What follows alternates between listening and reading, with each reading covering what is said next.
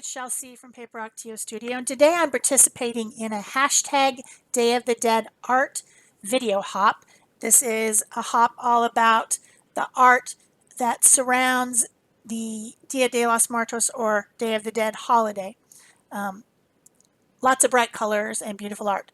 So I'm going to be using shrink plastic today, which is sometimes branded Shrinky Dinks. This one is a pure white one, and the first thing I did was to sand it a little bit with a sanding block. This helps with allowing the media that I'm going to put on the top to color it to stick. So another good idea here that I'm showing you right now is when you first start out with shrink plastic, a good idea is to make yourself a shrink ruler. And how you do that is to just basically draw a ruler with a ruler on the shrink plastic and shrink it. Why would you do this? It's because if you need to know what size something is going to be when it's shrunk, you know, you want something a specific size and you don't know how much it's going to shrink, then you can just compare your shrunk ruler to your regular ruler and you can figure out how to make what size to make your piece so that when it's shrunk down, it's the size that you want. So that's exactly what I did. I made a little shrunk ruler and then I cut out 2 pieces of scratch paper in a 2 by 2 square because I compared my shrunk ruler to my regular ruler to figure out about how big I wanted them. Generally, shrink plastic shrinks about 60%, but you know, each brand is going to be different, so it's always a good idea to do that. Then I started drawing my characters. I'm making a Calavera or sugar skull dog and cat, and I'm making them into earrings. So I'm making like little charms. You could make a pendant, you could make bracelet, charm bracelet, you could make little charms to hang on to an altered tag or an ATC or something like that. Shrink plastic's really fun. I recommend you guys give it a try. And of course I'll put a link in the description box below for all the materials that I use so that you can, if you want to do a project like this, you can find it. So once my little cat head was to my satisfaction, then I laid it on the other piece to give a basic size, and now I'm drawing my little puppy dog and getting an idea of what that's going to look like. Just because I have a cat and a dog does not mean that my earrings don't match. They're going to have the same findings and beads on them. They'll have the same colors, and they're, you know, starting out with the same white plastic. So it's a matching set, even though the images are not the same. If you wanted to, you could make 2 cats or 2 dogs, but I wanted to honor the fact that for a lot of people, their pets are just as important as their people, and when they pass on, it's, you know, something that you want to honor as well. So now I'm transferring my shapes onto my shrink plastic. The markers that I'm using are an India ink marker by Faber-Castell. This pit pen has Indian ink in it, so it's permanent. You could also use a fine tip Sharpie. Those work really well, the Sharpies, and I just don't happen to have one, so that's why I didn't. When I've done shrink plastic in the past, I have used the fine tip Sharpie to do my designs, but these India ink markers work as well. So if you have these for your illustrations, you can use these just as well. So I'm starting out with a fatter marker to make my outside lines and some of my inside lines, the heavier lines that I want to show up. And then later I'll be using a much finer tip marker to finish my designs. So I'm just going around the edges. If you do make a mistake, you can use a Q-tip dipped in rubbing alcohol to remove the ink. Not after it's set, but you know, while it's still wet like this, when you know you're still working on it, you can do that if you want to make a little bit of an adjustment. Like I'm doing it right there. And it does mostly take it off. It's not completely cleaned off, but mostly. So then I'm punching some holes because these are going to be charms. So you can't punch a hole after the fact. The plastic becomes brittle and it just doesn't work. So just keep in mind that you need to make a bigger hole than you think because it's going to shrink. And if you made a really teeny tiny hole, then the hole shrinks and it will be nothing at all.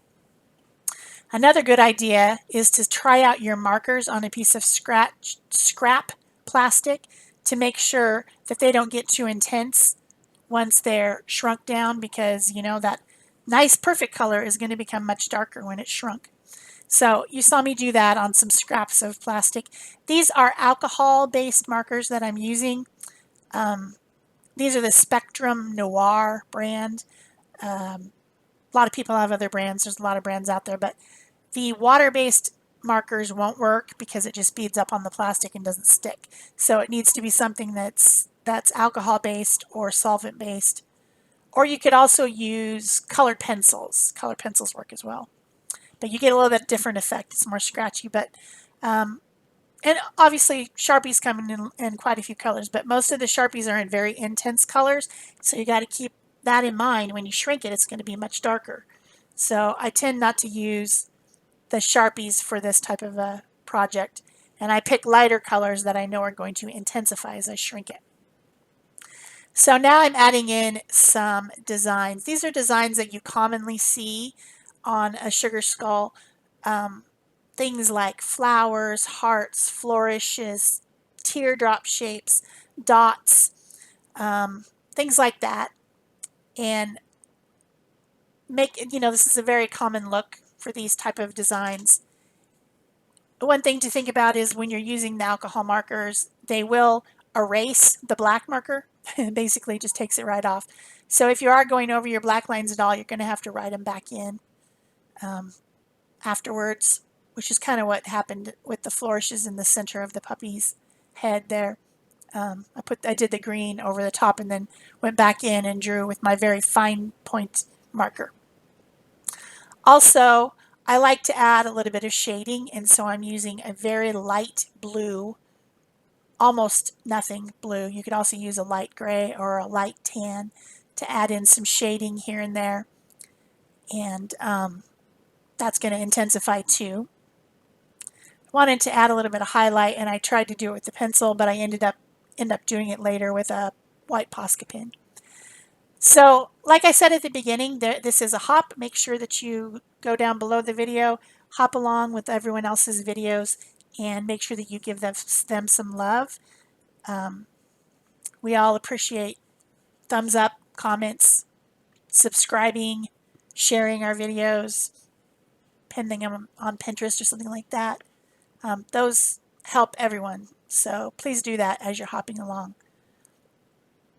So now I'm switching to my kitty cat face. I made the eyes on this one more almond shaped, like a cat, rather than rounded. And I did put an iris in them, even though technically that should just be a dark cavity like a skull, but I just felt I wanted it to have some spooky eyes. Glowing green from inside the skull. Maybe it's a cat with makeup. It could be a cat with makeup. So then I'm drawing in some other flowers, flourishes, leaf shapes, hearts, things like that, and coloring them with the markers like I did on the doggy one. And then, of course, cutting it out and shrinking it. Now, I'm using a heat tool to shrink my shrink plastic. That's an embossing heat tool. It gets very hot, so I have no problem shrinking the plastic, but you could use your oven or a toaster oven to do this. And when you purchase a package of the shrink plastic, whatever brand it is, it will come with instructions for what temperature to put your oven on and how long to leave it in. But I know it's pretty scary when I do it with my heat tool. It looks like I'm ruining it, but I've done this so many times that I know that I'm not ruining it, that it's going to be fine. When you just keep the heat on it until it flattens back out, and then I like to use an acrylic block or wooden block to press it down to make sure that it's completely flat. It does try to run away from me. I used to have a little box that I kept them in. So there's my little charms. The last thing that I'm going to do is add some little white highlights with my white Posca pen, and then go over it with some clear dimensional magic stuff from Mod Podge, just like crystal effects or something like that, to make them shiny. And then I will add some earrings, some findings, some beads to make them cute little earrings. So I hope you've enjoyed this video. That's it for me. Thanks. Bye-bye.